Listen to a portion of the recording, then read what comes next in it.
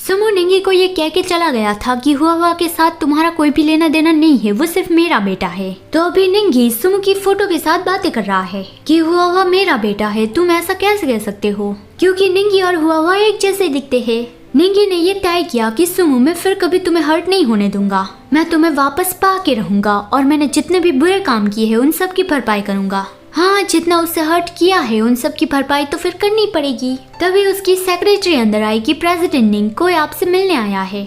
वहाँ पे हुआ निंगी से मिलने आया था। दोनों के बीच में बहुत ही सीरियस माहौल था। हुआ ने पूछा कि क्या आप मेरे फादर हो। निंगी के हाँ कहने पे ही हुआ ने गुस्से से कहा कि इससे तो आप वही पर्सन बन जाते हो जिसने मेरे डैडी को बहुत हर्ट किया है, आपने उसे अपने से दूर क्यों किया। निंगी ने बताया कि वो बस एक गलत फहमी थी, मुझे लगा था कि वो मुझसे प्यार नहीं करता, तुम्हारे ग्रैंडपा को जेल से छुड़वाने के लिए ही मुझसे शादी की है और बस मुझसे झूठ बोलकर मेरा इस्तेमाल कर रहा है।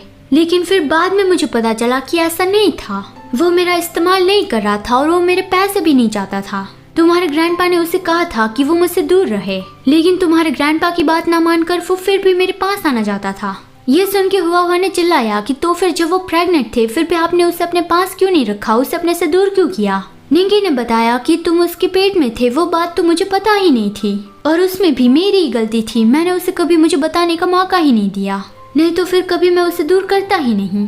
हुआ ने पूछा कि तो फिर आपने मेरे डैडी को ढूंढने की कोशिश क्यों नहीं की। निंगी ने बताया कि मैं सारे वक्त उससे ढूंढ ही रहा था, लेकिन कोई हमारे बीच में आ रहा है।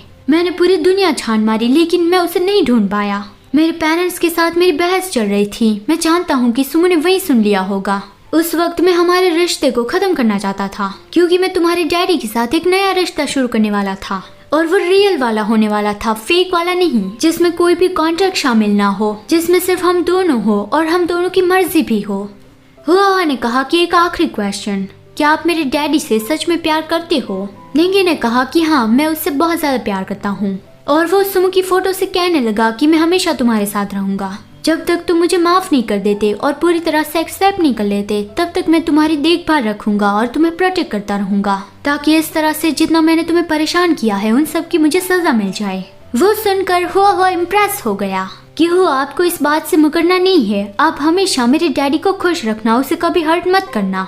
निंगी ने भी कहा कि हाँ, मैं प्रॉमिस करता हूँ। तो इस तरह से बाप बेटा मिल गए हैं फैमिली को छोड़ने के लिए। उससे बात करने के बाद फिर हुआ वापस जा रहा था कि मैं सीक्रेटली यहाँ पे आया था, अब मुझे वापस जाना होगा, नहीं तो फिर मेरे डैडी परेशान हो जाएंगे। निंगी ने कहा कि अगर तुम्हें और तुम्हारे डैडी को किसी भी चीज की जरूरत हो तो बस मुझे कॉल कर देना और मैं तुरंत ही वहाँ पे पहुँच जाऊंगा। हुआ ने उसके कान में कहा कि नेक्स्ट वीक के बाद मैं किंडरगार्टन जाना शुरू कर दूंगा। उसने टाइम और पता बता दिया कि 8 बजे उस किंडरगार्टन में। बस मैं आपको इतना ही बता सकता हूँ, हुआ अपना बेस्ट देना।